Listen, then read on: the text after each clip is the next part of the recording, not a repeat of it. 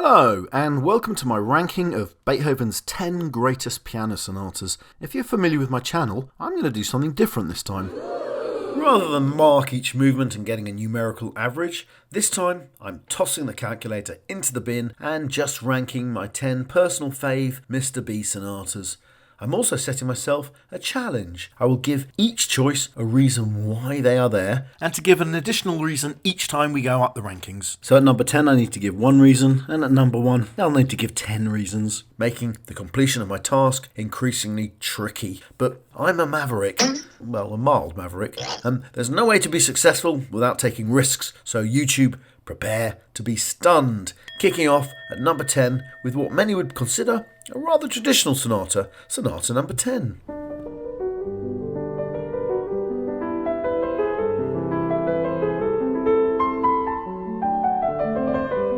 And my reason for liking this sonata? It's sweet and lovely and possibly Beethoven's happiest sonata, written at an unusually happy spell in his life. It's also playable if you're okay but not brilliant at the piano like me. All of it is playable. And I also like the idea of number 10 coming in at number 10. So that's 3 reasons already. We're getting ahead of ourselves. I'll shut up and get on to number 9.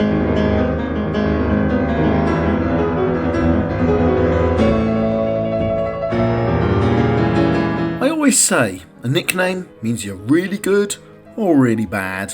Anyhow, the Appassionata is a mighty work, large and symphonic you might call it. The first movement may be just a tad too large and symphonic for me.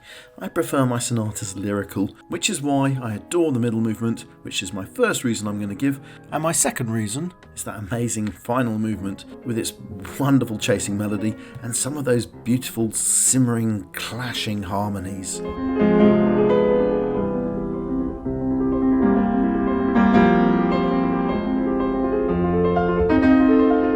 Next, at number 8, comes a work that very much comes in contrast to the Appassionata, but which also has its own nickname, Waldstein.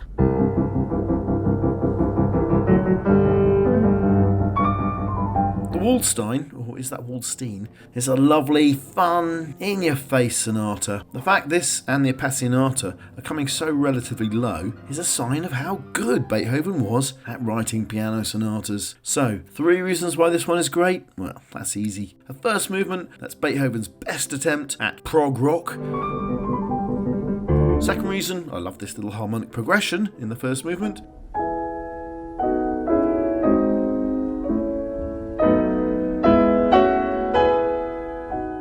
And third movement is that wonderfully stirring finale. Inspiring stuff indeed.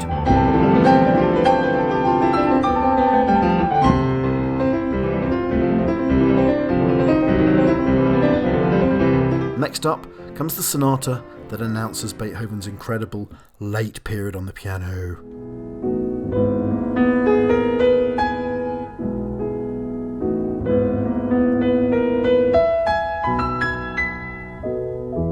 Transcendental is a word that is used quite correctly to describe Beethoven's final works, but I'd like to add the word lyrical. I think lyricism is one of the most important reasons that Beethoven's piano sonatas form one of his greatest achievements as a composer. These sonatas can only be possibly matched by his symphonies or his string quartets, but if you want lyricism, you come to Beethoven's piano sonatas. There's so much personal feeling in them, especially in this sonata. So, lyricism can be reason number 1. I need 3 more reasons why this sonata earns its place here. I love the gentle harmonic breathing in this section here.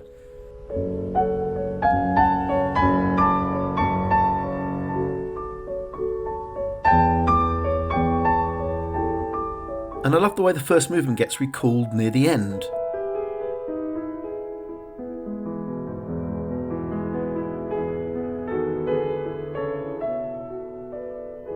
I also love the coda. In fact, I love the whole shape of this sonata. It feels like a single whole rather than a set of separate movements. It's elegant and it's sweet, and it's a perfect introduction to Beethoven's late period. Next up at number 6 comes probably Beethoven's most famous piano sonata of all.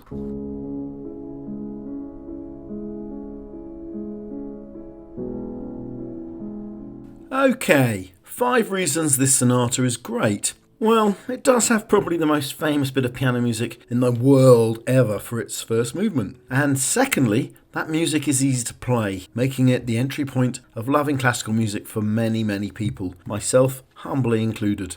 Composing easy music that is also brilliant requires genius, so kudos for that. But then we have a mighty final movement that is such a contrast to that slow first movement.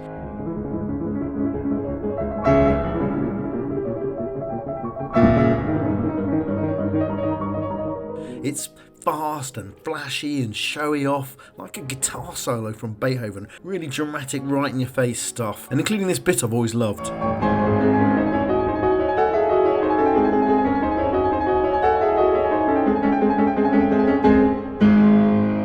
And then, in between these two giant movements, a beautiful little movement which Liszt so perfectly described as une fleur entre deux abîmes, a flower between two abysses.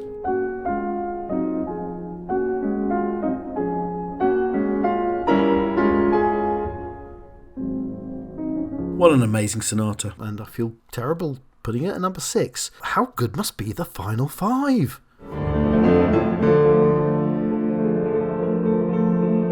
Well, excellent as it turns out, since Sonata number 17 is a real gem. But I need to come up with 6 reasons why. Gosh, this is getting trickier. Okay, all the movements are great. The first movement has the second best use of silent film music in Beethoven's oeuvre.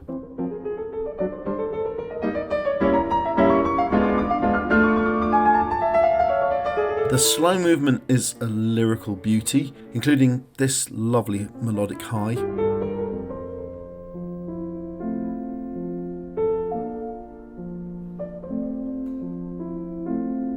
And the final movement is a total banger from beginning to end.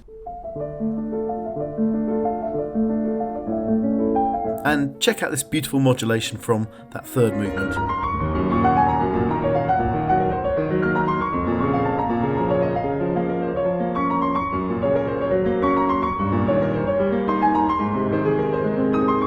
Okay, final 4. At number 4 comes Beethoven's penultimate word in the piano sonata.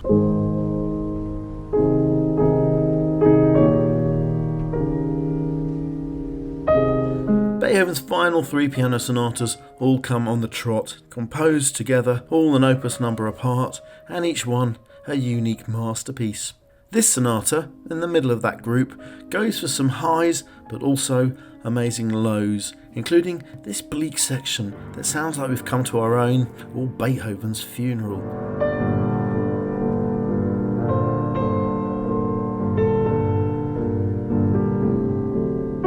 The A-flat key is a warm key for a generally warm sounding sonata. Oh, I love that bit where that one note plays. Very Neil Young.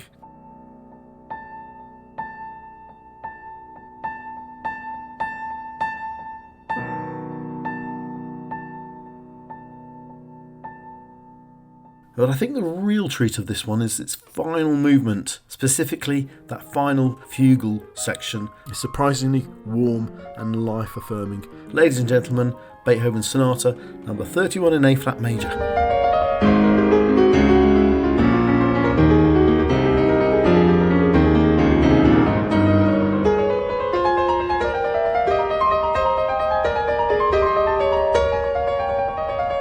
Next up at number 3 comes one of Beethoven's earlier compositions.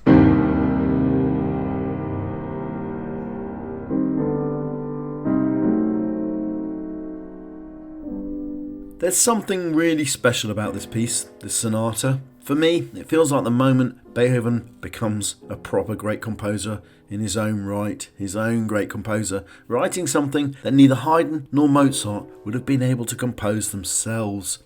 Okay, 7 reasons to go. What a grand opening with that adagio introduction. And then what a great running theme in the first movement.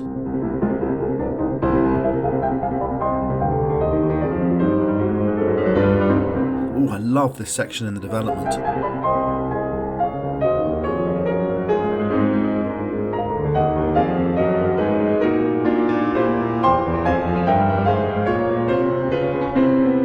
Great harmonic harmonic movement. This really is one of the first pieces of classical music I fell in love with as a young man. Every movement has loads of great bits in it. I mean, there's the slow movement. Again, one of the most famous bits of piano music in the world, and also beloved by amateurs because it's easy to play. A wonderful movement, plus a superb final movement, one of his best final movements. All this sonata is quality. I love the way the final movement suddenly breaks into a little slow, gentle joy.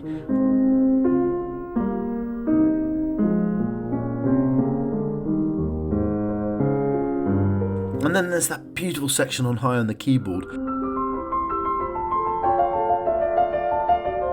which points towards where Beethoven will end his piano writing. What a wonderful achievement so relatively early in his career. Great sonata. Let's get on to our final two.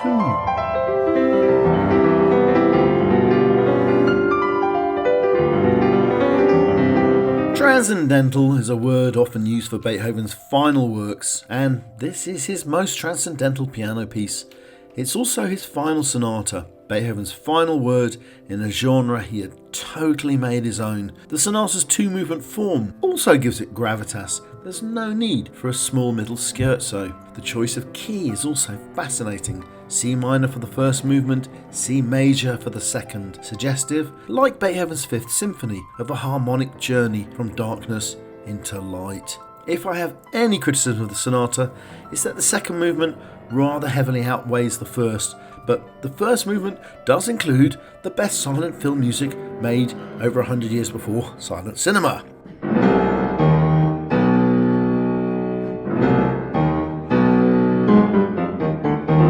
However, for musical time travel, the second movement beats that by remarkably discovering ragtime music ahead of time by almost 100 years.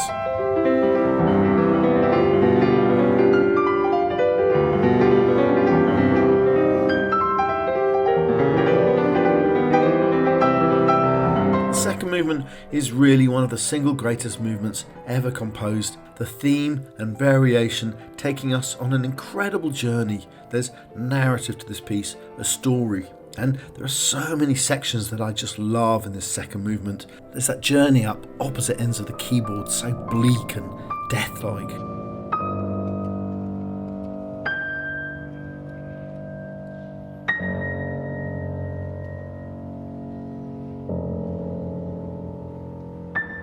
Oh, and I have to mention the use of trill. I've made a separate video on that, which leaves me, before we get to my number one, to an apology for not picking your favourite Beethoven piano sonata. There's lots of great ones, I know, and yes, I know I should have picked the Hammerklavier somewhere.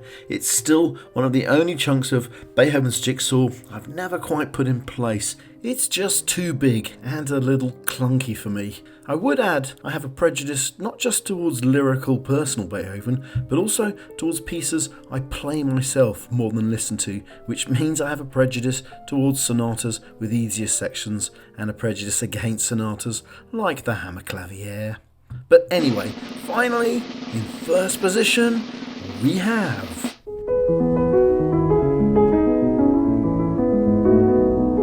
Okay, 10 reasons. Here goes. It begins so simply and so lyrically, like a Beethoven's version of Billy Joel's Piano Man. It's the beginning of a wonderful and incredible journey. This sonata contains Opus 111's transcendental reach, but it also has a personal honesty and a vulnerability that makes it even more lovable.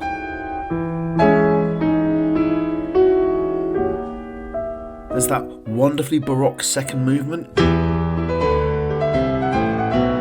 And then finally, the most incredible finale.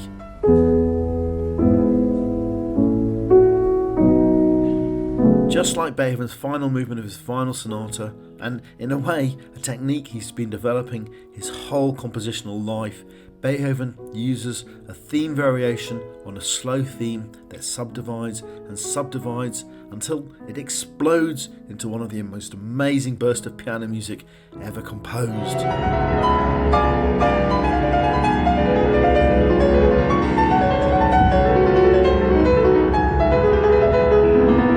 The original theme and variation is easy to play. I'd point an amateur pianist to this sonata as there's lots of playable music in there. Again, I should mention the use of trilling, which is incredible. There's so many bits in this final movement I love. There's this bit.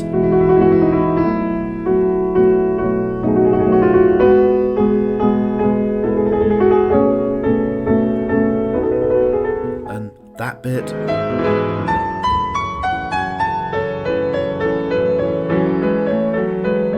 And of course, we return to our original theme. It's an amazing journey, surely one of the most complete and perfect sonatas ever written. So, that does it with my ranking. Let me know in the comments section which are your favourite Beethoven sonatas. Hope you enjoyed the video. Please like and subscribe. Thank you.